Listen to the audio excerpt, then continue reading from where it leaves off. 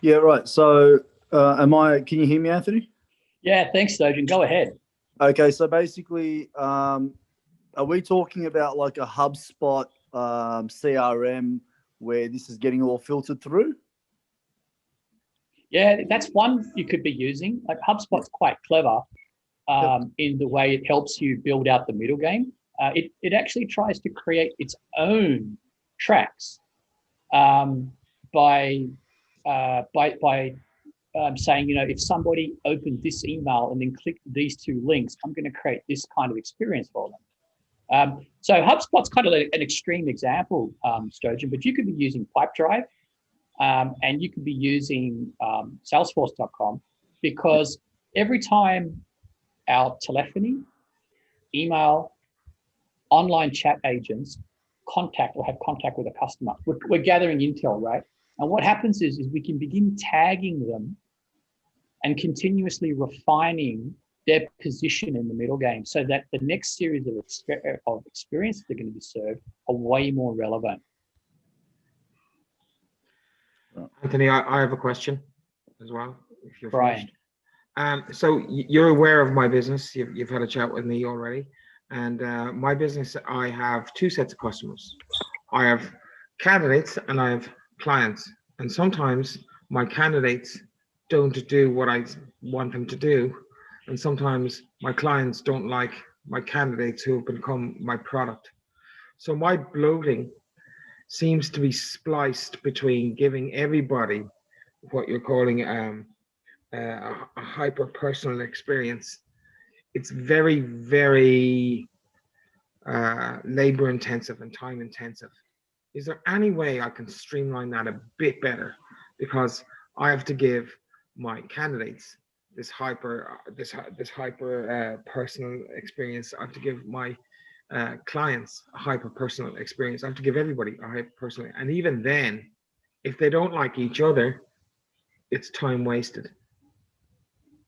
Right. Yeah. When we talk about hyper-personal experiences, in this example here, we could be managing a track of, say, like 8 tracks, right? We could be managing. And some of those interactions, by the way, we can borrow from other tracks. They may, in fact, be very, very similar. Remember, also, many of them are automated. So what happens is the moment that you tag that lead in CRM as being, say, customer profile A and variant B, the software already begins to understand and to tell you and remind you what you need to do next. So sometimes the software will actually automatically deliver an experience based on time or an event. But other times what it does, which is very clever, is you open up the dashboard, the salesperson is looking and they go, hey, fella, you know what you need to do today? Here's your 5 activities across these various tracks that you need to do right now, blah, blah, blah, blah. And they don't even necessarily need to understand the different tracks. They might, but they don't really need to understand them because they're just being told what to do. Now, putting that into your perspective, one of the things that you can be doing is when you collect information from the very first moment. Quite often, a lot of us do that using forms. Okay, so we might be using like a gravity form. I know some of you like using type form, etc. And quite often, you can put questions in there, which may not mean a lot to the customer, but are actually really important to your organization as a means of discerning customer profile you're serving. So it could be based on the size of their company, could be based on annual revenue, whatever you think are the most significant data points that you want to track. And then what happens is that without you even having to do any work, when that lead comes into CRM and announces to the organization and the prospect, it's already made a decision as to which track that they're going to go into. So it's already setting up that future workflow for you. And, in my opinion, really good sales managers are really good at pre-qual. What they do all day long is they just watch the pre-qualification that's being done by the automation, and they teach the automation how to improve. So they just stare at the automation all day, all the decisions it's making, and go, that's a kind of good decision. I like that one. And that was a crap decision. I don't like that one. We're going to change that. We're going to change the rules of it. We're going to change the definition.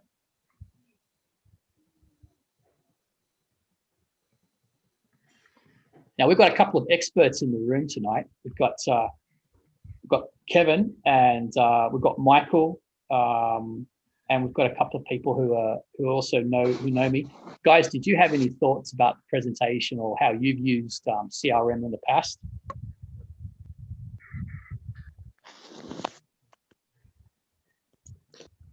I'll speak. Or go on, Kevin, you go. No, you go first. No, I insist you go. Okay. Hey, John. I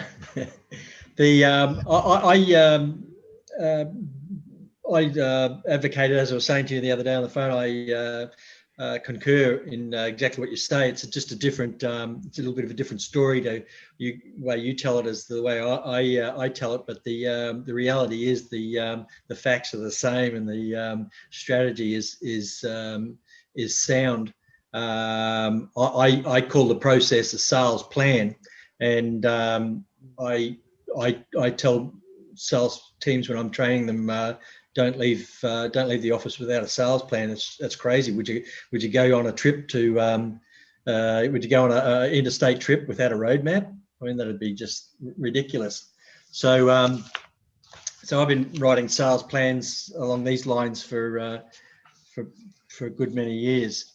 The difference they make, for instance, one of the ones I did, I guess, was for that company. I don't know if you can see that company or you know that company.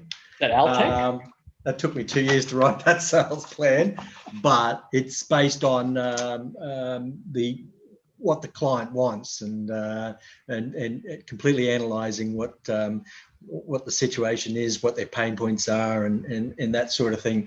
But that took, for instance, that company, it took me probably 2 years to write it, but it took them from just over $1 million turnover to over $11 million turnover. It's that effective. Yeah, and, that's great, John. And with Recruit 50 Plus that it was starting up now, I'm in the processes of doing a sales plan, and I break it up for the employer or for the candidate. For a small fee, Brian, I'll pass them on. But yeah, it's that important. You do not leave the office without one. You know, every time we roll these out, we start seeing cash being unlocked within the second and third month. So a lot of like organizations have been running for say more than 5 years, right? Not startups, but 5+ year old companies. They don't even realize that they're sitting on piles of cash that are locked inside their companies by the way that they've been doing things. So quite often there's a lot of really quick wins which improve their annual revenue. But to that gentleman's comment earlier, he was talking about, scripting, and we know if we overscript people, one of the things, John, that you've probably done is in your sales plan is you've identified, like, why do we have this interaction called, say this one here called the technical document EDM. There's one there, it's on the screen at the moment in red. And the reason why we actually train or have these interactions is so we can train people what the objective is of the interaction, as opposed to just sitting with a customer and having a cup of coffee. Like, what do you need to do before you leave the table, right? Why does that interaction exist? Well, it exists for A, B, C, and this is what you need to get out of it. Either you're helping to push them along the lines of the decision-making process, or it's maybe used as gathering intelligence to help set up the next interaction. And one of the things that Floris, I noticed Floris, you joined us. Thank you, mister. You may have some comments just regarding digital transformation and its impact on the middle game, because like what we've seen is a lot of these large organizations, sort of 50-year-old plus companies now, are becoming really quite clued on about how startups are killing them by creating hyper-personal experiences. And I can see digital transformation as really taking center stage as a way of creating those parallel universes, as I call them. Thank you, Anthony, for the shout out. Hi, by the way. Hi, everyone. Digital transformation in larger organizations is mostly around the culture on how people go about doing work, or ways of working, if you wish. And more importantly, trying to draw out as many efficiencies as possible through the means of either potentially creating new business models and therefore new revenue streams, or updating, for example, a technology stack in order to improve the customer experience along the entire value chain, if you wish. The biggest low-hanging fruit, if you wish, or the hidden cash that you're talking about is basically in the fact that if large organizations that have been, built on fiefdoms and kingdoms start breaking down the silos, they very quickly start finding those efficiencies, right? Yeah. And so if we look at, for example, the customer flows that you're showing now in larger organizations, they're all completely disjointed because it's a customer flow per department or per division. And so the major efficiencies come from actually working cross silos, cross-functionally, and breaking down the silo borders, and seeing actually that, a customer may have 5-6 different interaction points with the same organization, but with 5 different people, and that's just extremely, extremely disjointed from a customer perspective, and therefore it's, as you would call it, a friction or multiple frictions that basically slow down the process and the sales process, especially in the B2B organization.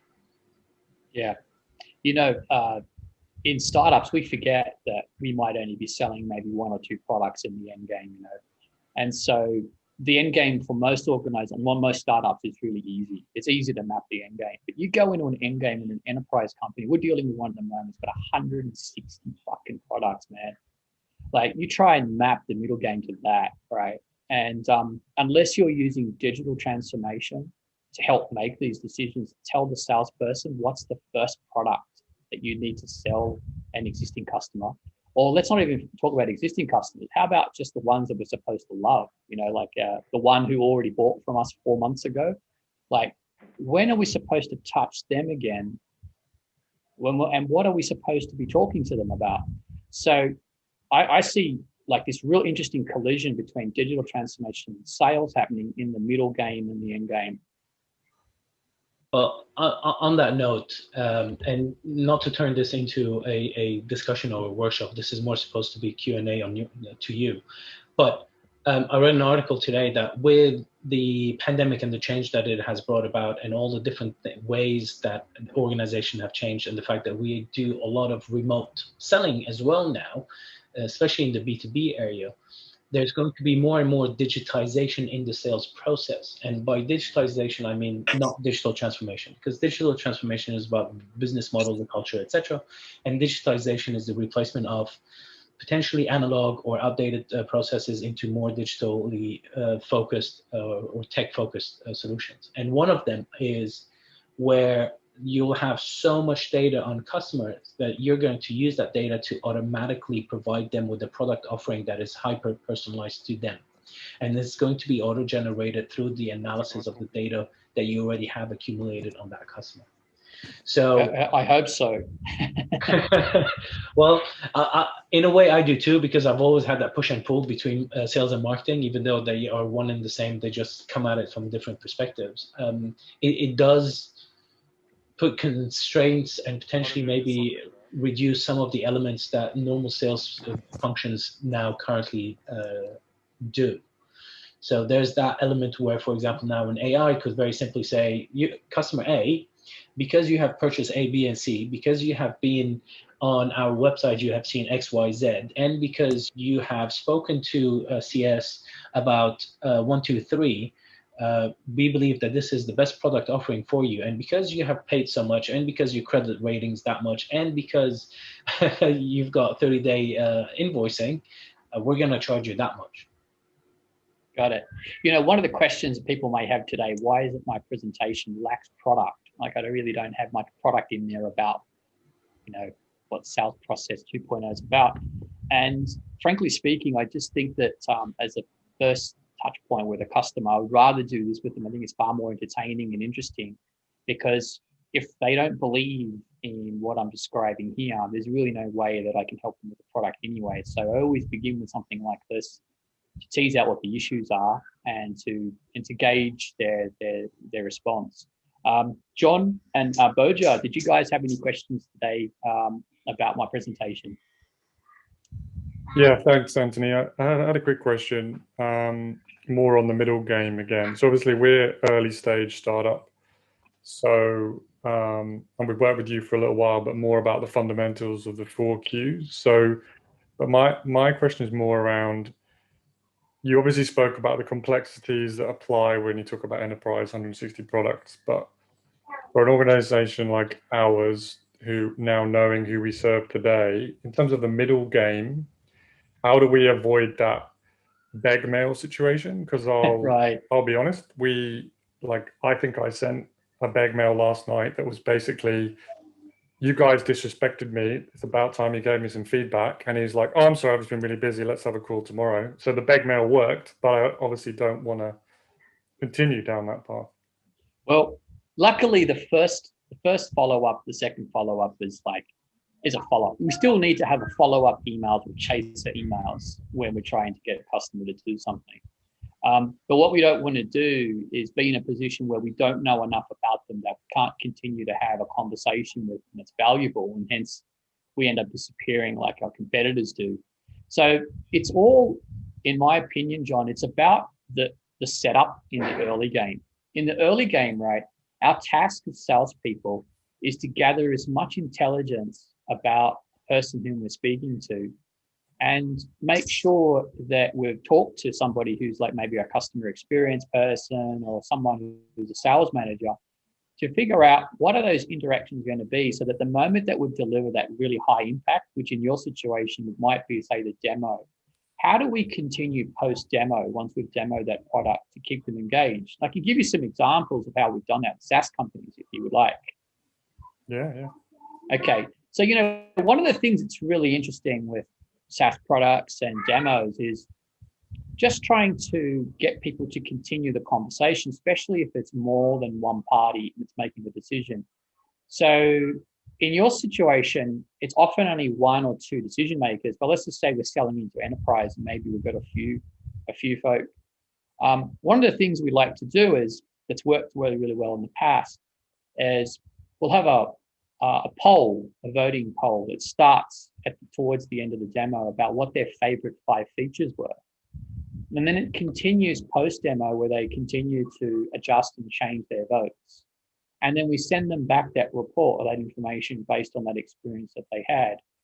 We might also share with them the video and say, we've captured that video from that session. Would you like me to share it with your colleagues as a way of continuing to be relevant to their organization? So the problem that happens is with companies is they do the demo, they send the proposal, and then they run out of gas because they didn't pre-plan well enough in the early game what those interactions were going to look like. Cool, thanks. Hey, Michael, I haven't heard from you at all. Sorry, I have a question, if that's okay. Hello. Oh. Go ahead, David. Thank you. Thank you for your presentation. So I want to ask, for most people who are not SaaS, I guess even beginners, how much would you say of this process is automated versus manual? So for example, Brian just said that he gives personalized experiences, probably manually, right? Because you have to speak to them. So what would you recommend? Should this be mostly automated, or what do you think the ratio is, generally speaking? One of the things what happens when we try to move from high touch to low touch interactions, right, is people confuse that with no touch. They think that if we just automate everything, it'll just sell by itself. And then what happens is that they lose their finger on the pulse.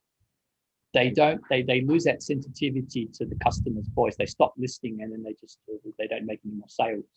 So what my advice would be, David, is when you have a look at, let's just imagine for a moment you're at 1.0 today, whatever that looks like, whatever 1.0 looks like invariably.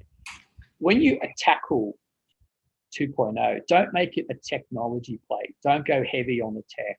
So you can see here in the sort of dark chocolate color, the apps that are being installed. So when we went from these two, in this example, we went from 1 application to 5, okay? That was the most number of applications. And then even within the applications, very few of those interactions were automated. A lot of it was still manual cut and paste, or, hey, you need to click and send this, or you need to do this. We're still teaching people how to use it, and we're still ironing out all the kinks, right? So you will go from a situation where you'll see your revenue jump from 1 to 2, but the real kicker, the real smash is when you get to version 3.0, because once you've got 2.0 working, you've dealt with all the business problems in your company. You're dealing with like, why is it that our value propositions are corrupted? Why don't we know the minimum number of interactions to create a customer within our journeys? Why don't we have sales scripts? You're dealing with all the business stuff. You get that out of the way, then you start layering on the automation in 3.0. You start getting sexy about how you compress certain interactions into one, and you start printing money. And I don't know if you've ever been in a company. I've been the luxury of having built 2 companies where we got to 3.0, and it feels like this. It just feels like a printing press going up and down like that. And you just sit there printing money and taking orders, and it's just awesome, man. It's really cool. But it's a lot of hard work to get from 1.0 to 2.0, but you cross that bridge, and 3.0 is not too far around the corner. Yeah. Another question I want to ask is, it sounds like a lot of data.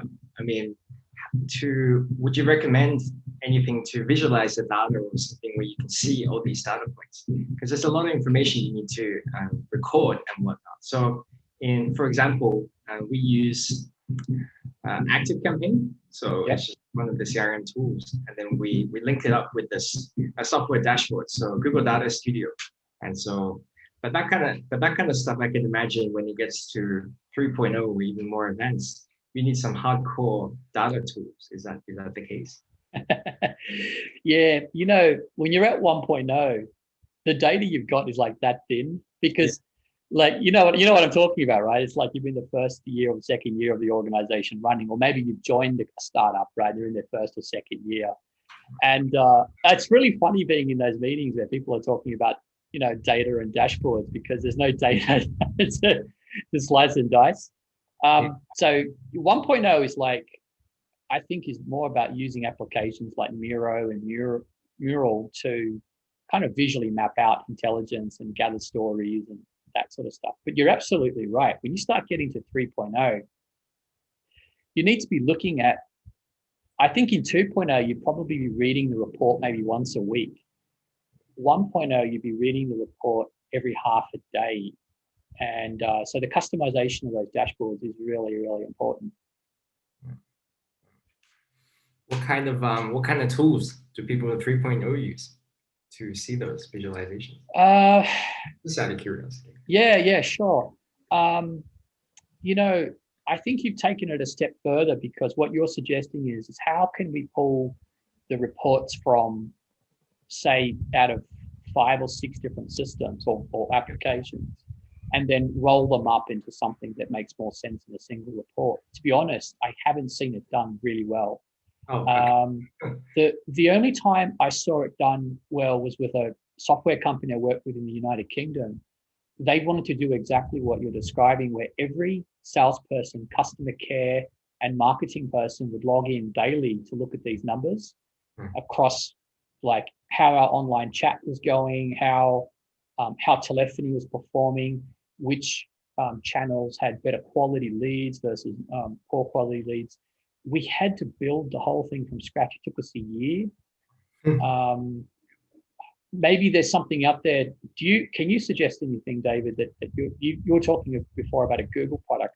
Is there anything that you've found that's been useful? Yeah, I guess it depends. It depends on what tool you are using to visualize, and it also depends on what tool you want to pull information from. So I'll give you, I guess, use case example for us. We're a marketing company, so we pull data from, I don't know, Facebook ads, Google ads, and also things like Google Analytics. But we also pull information from CRMs. So in this case, we use ActiveCampaign. And so, yeah, in pulling it all together, it depends on your budget and your level of expertise. So in most cases, a Google Data Studio, which is free, that would be my recommendation for most people. So that's just a Google product. Anyone can use it. It's free, and you're able to connect most things. And then sometimes you might need to pay for something that can connect your tool and Yeah. Data Studio. Yeah, those things can get really expensive. But then beyond Google Data Studio, it gets expensive. Yeah, and you have to use a lot of different databases. It's like a different game altogether. Yeah, that's more for, I don't know, 2.0, 3.0, you know, once you reach the next level. Can you use Power BI as well? Yeah. Power BI is also cool. It's not expensive. Oh, cool. Yeah, it's better than Google Data Studio. I've used it before. Yeah, Google Data Studio is for the cheap people. Yeah, cheap people like us. Power BI is not expensive. $30 a month. I mean, it's not so. Plus, Excuse me, you already have a Arno. Microsoft Office. Yeah, sorry. I didn't catch that recommendation. Could you Power just BI? repeat that? Power BI. So power, and then B for banana, I for intelligence. Power. Microsoft, Power BI by Microsoft. Okay, thank you. So No depending on your commercial plan that you've got, if you've got a Microsoft plan, Power BI could actually already be included. Yeah. Okay. I'm And you just can going to put that into the chat. And you can publish your dashboards if you've got Microsoft Teams. You can publish your dashboards within Microsoft Teams because it's all Microsoft, so you can embed it there as well. So there you go. And Power BI Power BI connects to over 160 data sources. So it's the go-to tool for telling stories. I had a great conversation last week, I think it was, with Stuart Marshall. I see you're still with us, Mister. You've had a lot of experience commercializing SaaS. How did you find today's session? Did you have any questions for us? No, I'm sitting and learning. I don't know anything about selling. I am the world's worst. Well, I'm not the world's worst. I'm formerly the world's worst salesman. But I'm sitting and listening. I can tell you about building software. I can tell you about customers and stuff. But Anthony, I'm not a sales guy either. So I coming in blind into this, like the sales scripts, are those like standard sales scripts by industry, or do you actually craft them from scratch? There are some that you can rip from the industry, like there's some parts that happen, right? And let's see if I can just move further down here. Just turn on my I can get a laser pointer now. There we go. So when you're creating your interactions, some of these interactions which are occurring in here, okay, the various points, they're not really that valuable, and they tend to just sort of transition you from one thing to another. Like an example would be like a notification that you've just received a video, or it's an invitation, like a calendar invitation to choose a time slot. And a lot of those kinds of scripts, there's been really good best practices on how to structure them and write them, and they're literally cut and paste. Okay, those ones really don't have to be crafted too much. But unfortunately, the rest of it has to be because of three reasons, right? One is we need context to the customer profile that we're talking to. So you need to be constantly sensitive about the customer that you're talking to, who you're speaking to, your audience, okay? Which is going to be different from your competition, because you may be taking a different play in the industry and going against the market. And then, of course, the other two you need to be considering of is, of course, your product. That's going to be different. And lastly, the beliefs that you share with your customer, which is going to pepper. You're going to be taking some of those beliefs and peppering them into the interactions, either into the way that you style the words and the pictures, or into the very content that's going to be in there. It's going to be different and unique. So unfortunately, those really valuable ones, you want them to be unique and different. Otherwise, you'll never surprise the customer. You'll never create any wow moments, and you'll end up looking like so many of the rest of the industry, which has been optimized over time, where they begin to copy each other and do exactly the same thing as the other data. Cool. How long has this system been around that you've developed? So I started doing this in 2014. Okay. I started designing sales systems in 2014. And I've rolled out about 32 of them now. I've got a couple coming out in the next month or so. Of course, obviously you've got success stories where guys have been, this is the state they were in, this is where they're now, and this is how it's, the one to the two. What has been the, the success stories? You've obviously got that. Yeah. Obviously I don't see that. I'm just saying that's probably something that I would. It's going to be very interesting for Anthony when he's being able to talk about my success story, being the problem child that I am. So that's going to be interesting. We will come back. We'll report back on that one in a couple of months' time, won't we, Anthony? Yeah. Well, look, we've got John and Boja here. They've been exposed not quite to sales process 2.0, but at least to some of my thinking. Is there a dashboard behind the system? So if someone misses an activity, does the system alert them? Does something kick in or? Right. So Arno, just to back up a bit, right? My presentation today was to build our audience's appreciation for why it's more important to focus on building a sales system as opposed to focusing on individual sales effectiveness. Okay. And every time I go into an organization with this mentality, I go in, I drive down friction, and within 3 to 4 months, we double their revenue. Okay. Without having to change all of their people, without having to retrain everybody, without having to do all this sort of sales stuff. We just focus on driving down friction by creating a sales system that everybody can follow. Now, to your point about applications, what sits underneath that? It's really up to you. I think there might, like someone earlier, David was talking about. David, I think you mentioned, was it Active Campaign was one of the applications you're using, right? Yeah, that's a goodie. Cool. Very cheap. Yes, it's great. Yeah. It's a really good application. It's got some good routing in there. It's reliable. But there's a whole bunch of others. Someone else mentioned HubSpot, right? Who mentioned HubSpot? I know. HubSpot's awesome. I mean, HubSpot is like they've got another way of kind of thinking about it, where they try to build unique sets of experiences by on the fly analyzing what's happening and then serving the next interaction themselves. So where CRM is going to go in the next couple of years is you and I won't sit down and work out all these various interactions. We'll probably have a pool of maybe 20 or 30 interactions that we create.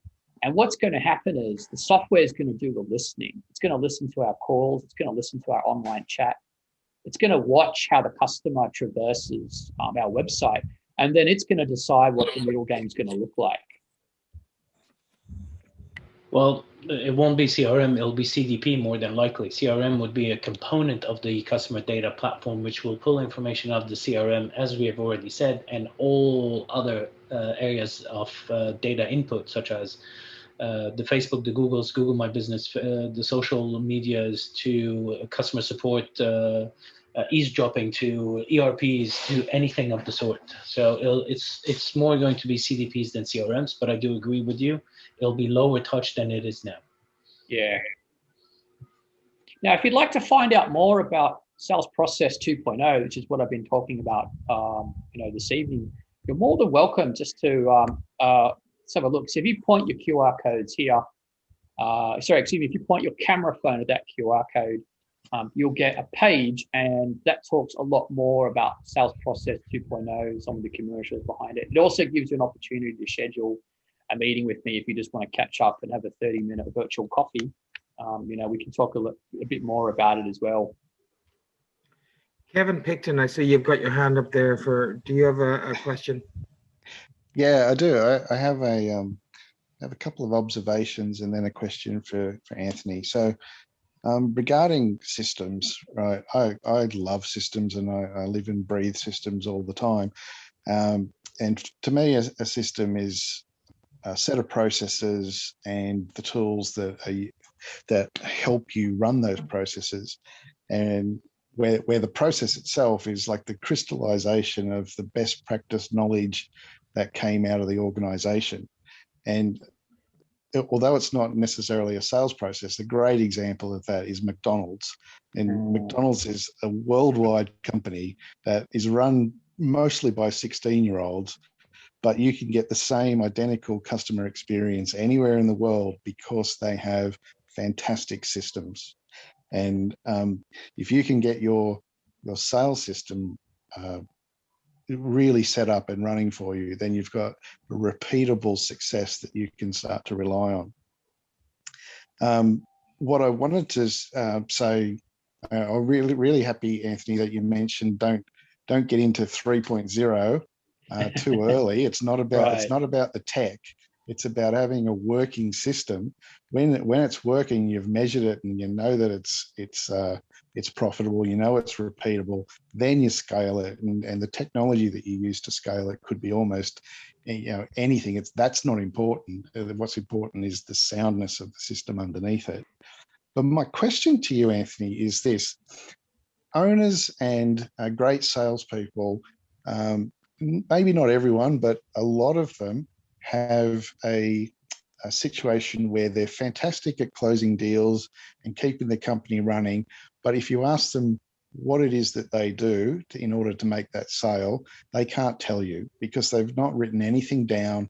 They don't repeat it each time, and they just can't put something on paper to say, this is the process that I go through.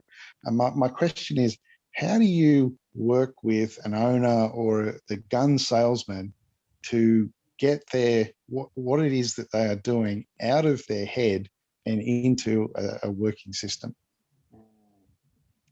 The situation is even worse than that, because even if they've got a little bit of smarts about how to design customer experiences, what they then do is they'll sit down and design those experiences or those processes based on themselves and their capability. You might remember, Kevin, in the book, talks about the case of Ed, right? And Ed's 70 permutations, and how that software company wanted me to hire another 10 Eds. And, at the board meeting, we're talking with them, we're saying, Ed just doesn't exist. You'll never hire Ed again. He's an outlier. He's a director, script writer, and the actor. He will either have his own startup or he's working in a large corporate organization, making a lot of money. He's not here responding to your advertisements as a salesperson. So what they expected me to do was to watch Ed, record what Ed did, and then say, that's what Ed does, right? That's our methodology, that's our process.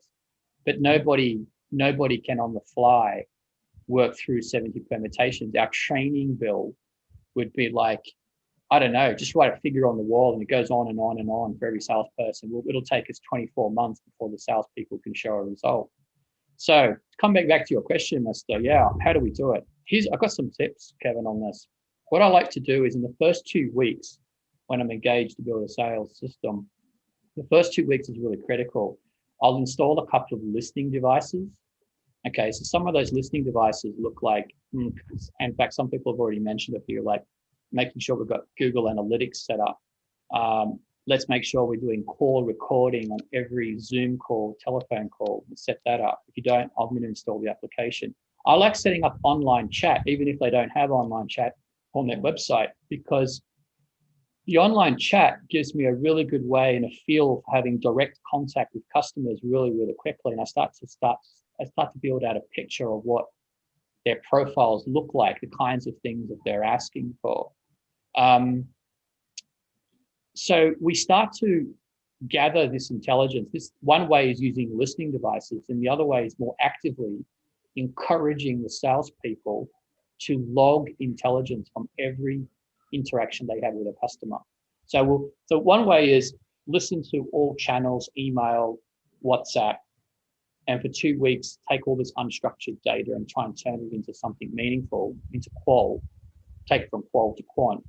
The other way to do it is to encourage the salespeople to collect data. So say, look, every time you have an interaction with a customer, I want you to ping one piece of intelligence into Trello, and that's going to come in. The sales manager and I are going to read that, and we're going to start creating stories, which is going to start informing one or more of those quadrants in that decision-making tool that you know about. Mm-hmm. So that's normally how I do it. That's how I start to formulate what we know today. Of course, the other place to look is their sales history. You know, a lot of them don't go back and look at previous invoices or even old, like going back, say, 6 to 12 months worth of data on email and stuff like that. So I'll set up like a sort of central email, and then I'll get them delivering all of their video, audio, all CC'd emails going into that. And then my team then start pulling all that apart and start making sense of it. Sure. So to summarize, it's mainly through observation of current activities and former activities. And the end goal, I guess, is to come up with a process that maybe not Ed can do, but that your 16-year-old can do. So it's, you know, only a dummy can mess it up. Yeah, because, you know, if we don't augment the workforce here, like we're talking about this augmentation of the workforce, which is what you're describing, right? We just end up with rainmakers again. So we get the founder out of the way, but then we just end up bringing in another really high-paid individual who ends up becoming the center of all the customer interactions. And what I want to do is I want to break it down to the early, the middle, and the end game. And then I want to train these folks. I'm like, no, you don't need to know all the sales IP, because the sales IP is in the sales system. You're not here to learn the whole sales methodology so that you can move on to the next company and tell them how it's done. No. You're going to be good at online chat. Your job, right, is to do this checklist of these 10 things, and then you win a cup of tea. That every time you score it, you ring a little bell, right, and you get a cup of tea. And that is a really good setup for the demo artist who's going to come in the middle game. They're going to take all that intelligence that you've collected during your online chat. So if you fail, then they can kick you in the backside, right, because you didn't do your job properly. And now what happens is when James leaves, James was doing online chat, it doesn't destroy our whole sales process. It becomes like, okay, well, it only took us 30 days to train James. And by the way, James was helping us train AI because we were narrowing on, you know, how we use online chat. So in the background, we don't necessarily need to train another salesperson. We could be training AI. I like it. Cool. Right. Flores. Yes. So Anthony spoke about digital transformation before, and my contribution to it. One of the things based on the question that was just asked is that we also need to take into account the people, right? So the culture of the organization, but also in some cases, the ego of individuals. When you're asking a salesperson to write down what he or she knows, which a salesperson will consider as personal IP, you're very quickly making that salesperson feel, oh, you might become expendable one day.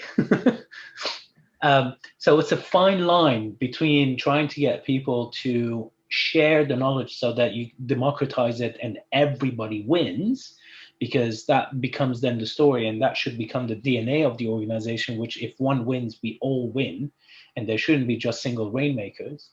There's that element to mitigate some of the wish that, for example, people like Anthony and myself would like to do when coming into an organization. So it's a big warning sign that every change maker needs to have, which is keep track of the people first and foremost, then the processes or systems, and then the technology behind it, in my opinion. Here's a question for you, Anthony. So what does Sales 3.0 look like for a company that is heavily reliant on a consultative sale, a consultation, or a delivery, a service? That makes sense? You know, and this is only my opinion, but I think that the future of consulting is a hybrid between software and people. And if you are in a consulting business and if your product, not just those interactions that we were talking about, not just the sort of, you know, if you go downstream a little bit here, right? This is everything that happens before you become a customer. I mean, of course, we can do this after the product is delivered as well. You can go deeper through it, but the end game is the moment that you move them from being a prospect to being a customer. The more of this that you do as a consulting company, the less selling, or the less human selling that you're doing, the better. Because in my experience working with lawyers, all the professional service accountants, even people in the medical fields, they are terrible at listening and terrible at selling. And so they need this more than anybody. Okay, that's the first thing part of it, right? The second bit is that they often don't invest in really good salespeople anyway. So even if we didn't have this, even if they only had 1.0, it's really lousy anyway, because the salespeople behind it really they're not just great actors, they're not really good. So I think that if I was in a consulting business, I'd get this working really quickly, because you'll just smash your competition. Even if you never got into the product downstream in a moment, which I'll talk about the hybrid. Even if you just did this, you're leaps and bounds ahead of most companies. I'll give you an example, right, of a friction test we did in Sydney on these high-paid medical clinics. During the middle game, 3 out of 4 of the clinics said, if you wish to make an appointment, please call me. This is the instruction that was given to our agents on email. If you would like to make a booking, please call me. They wanted to take us from a low-touch system that I was enjoying, low-touch channel that I'm not enjoying, to high-touch. And these are really high-paid medical firms. So if you're a consulting business, what I'd suggest doing is have a look at your competitors' friction, like what they've got. If you perceive really high friction in the early, the middle, and the end game, bollock them. Get in there, start a company against them. Don't even worry about your product, because you could probably win a customer just based on the strength of your early, middle, end game, and then figure out the product later. Now, coming to what I was saying about the product, I think you need to come up now with products that are a hybrid between your consultation and software, and you need to kind of blur the lines between that. Otherwise, if you don't, I don't think you're ever going to productize yourself, and you're always going to be selling hours instead of selling a product. Guys, cognizant of the time, 25 past 8. One more question. Anybody? Anthony? Yeah, Brian, I have a question for Anthony. Roger, thank you. Yeah, Anthony, thanks for removing the first friction. I think to tell about the success story for us is as a product guy, we always try to develop a system that works for a lot of segments. But I think when it comes to sales, it's quite the opposite, right? So we need to be laser focused on who we serve now and who we serve next. I think that was the first friction that you removed for us.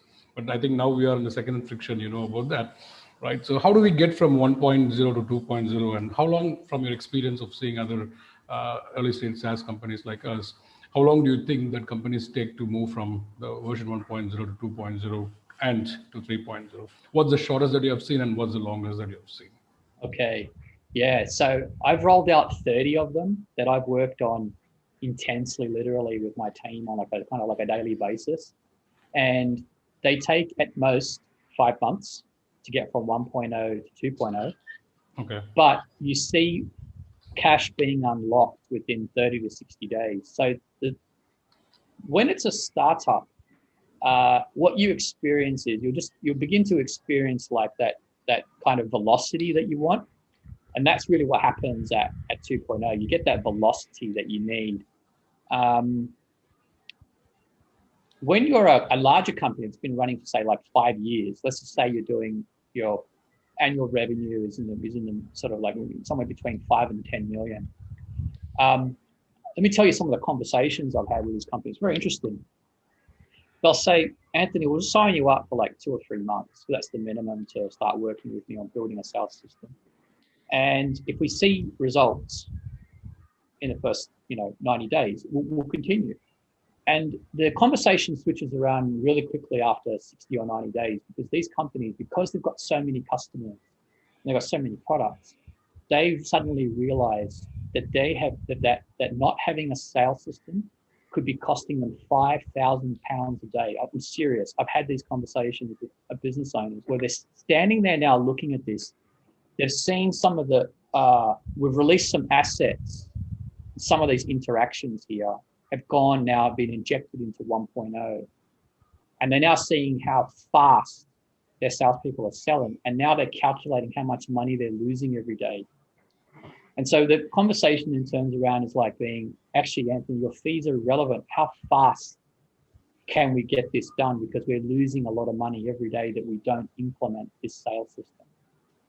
So 1.0 to 2.0, a good measure is somewhere between 4 to 5 months, but results in 2 to 3 months. And I think that to get to 3.0 really depends on how, because there's a lot of tech involved, you know, it sort of depends on, like, we're not solving business problems anymore. We're solving more like technology problems. So if you've got a good team and you hired some good, you know, people like florists who know, or people like yourself, Bojo, who are really good at technical, I think you could probably get it done in 6 to 12 months. But you really need a 6 to 12 month outlook to get to 3.0. Okay. Thanks, Anthony. That's useful. Loris? Yeah. Sorry, Bojan. No. I said we'll chat more on our next friction tune-up. Thanks. Loris? Just one question. So if this is up until the point of conversion of a prospect or a lead to a customer, is this a repeatable process during the life cycle of the customer and beyond? No, at the minute, what you're looking at is the acquisition of a first-time customer florist. So this is what most companies are struggling to do right now is, you know, just how do I acquire my first crop or cohort of customers? However, you're quite right. With other businesses which have figured out cross-sell, upsell strategies, you need to take this further past the end game and start thinking about customer success, making sure you hit that, and then thinking further deeper into that 6 to 12 months, what you're going to be selling them next, what are they going to need, and of course, what are the triggers going to be for that. Oh, and by the way, something interesting here and applies equally to both software companies and consulting firms who are listening in tonight. That moment where you go from being like a prospect to a customer, that can be on a free product. So you can treat customers who are on free packages, whether they be free training, you could be giving that as part of your consulting, or it's a free license for say 14 days, you're crossing the threshold there. You could classify that as being a customer, which means one of the considerations for us you need to think about is how do you then downstream switch them from being a free customer to being paid? What is going to be that interaction or set of interactions that will cause them from the free product into the paid version? Mm-hmm. Cool. Okay, guys, I think we're getting late. We're an hour and a half in. This has been really, really interesting. Always good when time flies. Really want to thank Anthony for giving us all his time. There are, I don't know, there's 10 of us left. We've had a few casualties along the way. I've told everybody to make sure Anthony gets his feedback. I'm sure Anthony knows some of you, but please do give the feedback to Run Frictionless. That's right, Anthony. And please make sure you do, or directly on the Slack group. For those of you who are not a member of the Slack group, please contact me if you're interested in joining up here. Target. This is my company address. So you're very welcome to join up here. Just give me a call or drop me an email, and I'll send you an invite to our Slack group, where we do this every Monday night.